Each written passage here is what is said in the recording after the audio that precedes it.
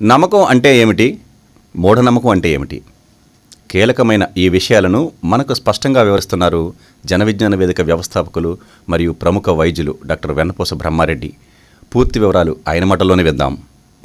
నమ్మకం అంటే ఏంటి, మూఢనమ్మకం అంటే ఏంటి? ఇవి రెండు జీవితంలో చాలా ముఖ్యమైన భాగాలు. నమ్మకం ఎక్కడుంటుంది? ఒక విషయం మీద దాన్ని బలంగా మనం స్వీకరించినప్పుడు నమ్మకం అని పిలుస్తాం. తెలియని విషయం దగ్గరే నమ్మకం ఉంటుంది, తెలిసిన విషయం దగ్గర నమ్మకం అనే మాట వాడం. నిప్పు కాలుతుందని తెలిసినప్పుడు కాలుతుందని నేను నమ్ముతాను అని అనడు ఎవరు.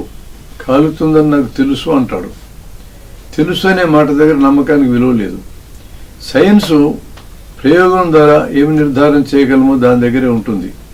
నమ్మకం అనే దానికి సైన్సులో స్థానం లేదు.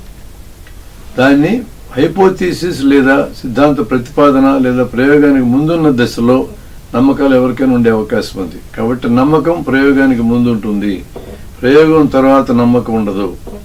అది సత్యమని తేలితే సత్యమని పిలుస్తాం, అసత్యమని తేలితే అసత్యమని పిలుస్తాం, ఇంకా తేలకపోతే తేలలేదని పిలుస్తాం తప్ప ఈ మూడు రకాలుగా తెలియటం ఉంటుంది. సత్యమని తెలియడం, అసత్యమని తెలియటం, ఇంకా తెలియకుండా ఉందని తెలియడం.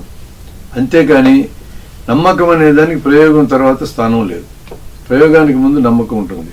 నమ్మకం ఉండాలంటే తెలియని విషయం అయి ఉండాలి. రెండవది, ఎక్కడ నుంచి ఈ విషయం నీ దగ్గరకు వచ్చిందో దాని మీద నీకు విశ్వాసం ఉండాలి, బలమైన గురి ఉండాలి. గురి లేని చోట నమ్మకం ఉండదు.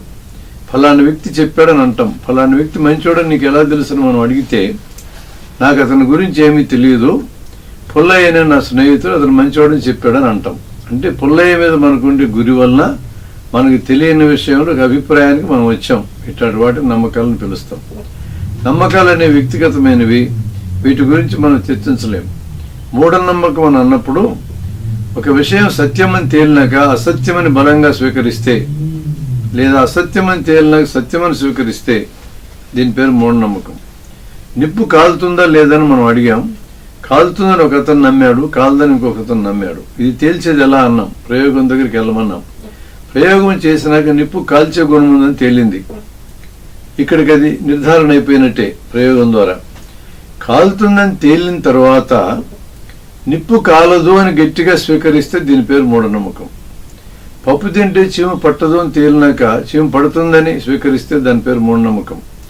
పిల్లెదురైతే కాళ్ళు ఎరుగో, కాళ్ళు ఎరగడానికి వేరే కారణాలు ఉన్నాయని తెలిసిన తర్వాత పిల్లెదురైతే కాళ్ళు ఎరుగుతాయని నమ్మడం మూఢనమ్మకం. భర్త చనిపోయిన వితంతు ఎదురైతే నీకు నష్టం జరుగుతుందని నమ్మినప్పుడు దానికి నీకు నష్టం జరగడానికి సంబంధం లేదని తేలిన తర్వాత కూడా నువ్వు దాన్ని స్వీకరిస్తే దాని పేరు మూఢనమ్మకం.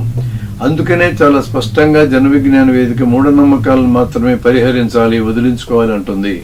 నమ్మకాల జోలి వెళ్ళకూడదు, ఇంకా ప్రయోగం జరగలేదు కాబట్టి అని అంటుంది. ప్రయోగం చేయడానికి అవకాశం ఉన్న చోట్లల్లా నమ్మకాలు సరైనవో కాదో తేల్చుకోవడానికి ప్రయోగాలు చేయాల్సిందే. ఇంకొక మార్గం ఈ భూమి మీద లేదు.